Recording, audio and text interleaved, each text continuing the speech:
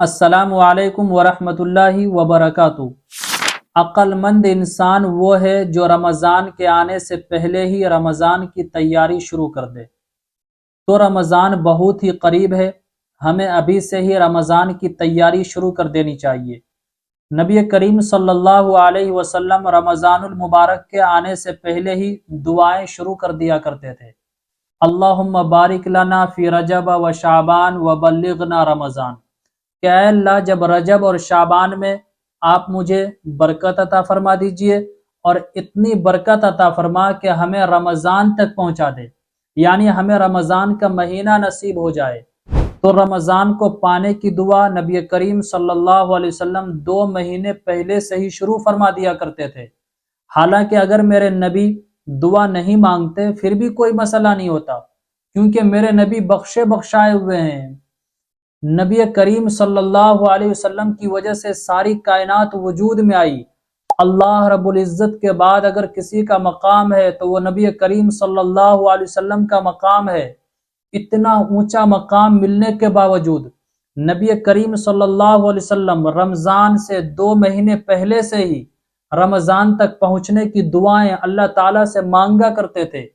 اس بات سے آپ خود اندازہ لگا سکتے ہیں کہ رمضان کا مہینہ کتنا بابرکت والا مہینہ ہے۔ اس لیے ہمیں اور آپ کو رمضان کی تیاری ابھی سے ہی شروع کر دینی چاہیے۔ اور رمضان کی تیاریوں میں سے سب سے پہلی تیاری یہ ہے، نبی کریم صلی اللہ علیہ وسلم سب سے پہلی تیاری یہ کرتے تھے کہ رمضان کے مل جانے کی دعا کیا کرتے تھے۔ اس لیے ہمیں اور آپ کو بھی رمضان کا مہینہ پانے کی دعا کرنی چاہیے۔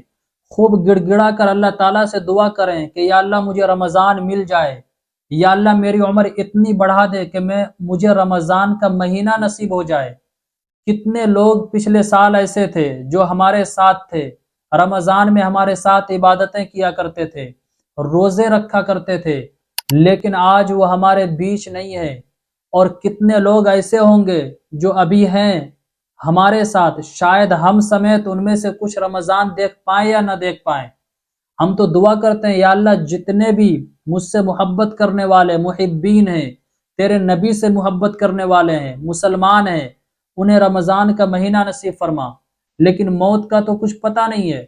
پچھلے سال کتنے لوگ تھے اور اس سال ہمارے بیچ نہیں ہیں۔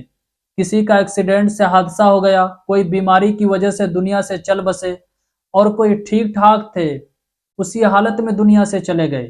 ہم اور آپ کہہ بھی رہے تھے کہ یار دیکھو وہ تو کتنے اچھے تھے، طبیعت بھی خراب نہیں تھی، اچانک رات کو سویا اور صبح ان کی آنکھ بند نظر آئی۔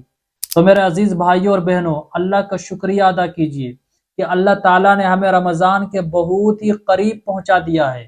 اب ہمیں اور آپ کو بھی چاہیے کہ ہم اللہ تعالیٰ سے مزید دعائیں کریں کہ یا اللہ ہمیں رمضان کا مہینہ عطا فرما، تاکہ میں رمضان کے مہینے میں عبادتیں کروں اور روزہ رکھوں، تراویح پڑھوں، قرآن کریم کی خوب تلاوتیں کروں، غریبوں مسکینوں کی مدد کروں، زکوٰۃ صدقات ادا کروں۔ دوسرا اہم کام یہ ہے، چونکہ رمضان بہت قریب ہے تو ہم ابھی سے ہی رمضان کے استقبال کے لیے، رمضان کی پریکٹس کے لیے، رمضان کے روزوں میں آسانی کے لیے ابھی سے ہی ہم کچھ نفلی روزے رکھنا شروع کر دیں۔ نبی کریم صلی اللہ علیہ وسلم کو شعبان کے مہینے میں جتنا زیادہ نفلی روزے رکھنا پسند تھا اتنا کسی بھی مہینے میں نہیں تھا، اور نبی کریم صلی اللہ علیہ وسلم شعبان کے اکثر روزے رکھا کرتے تھے۔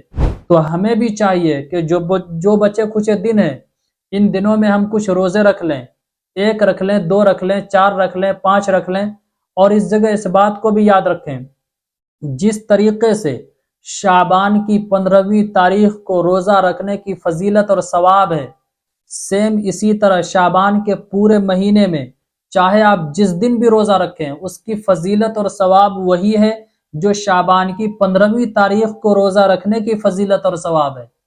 اس لیے ہمیں چاہیے کہ ہم اس مہینے میں خوب نفلی روزے رکھیں، اللہ تعالیٰ سے رمضان پانے کی دعائیں کریں۔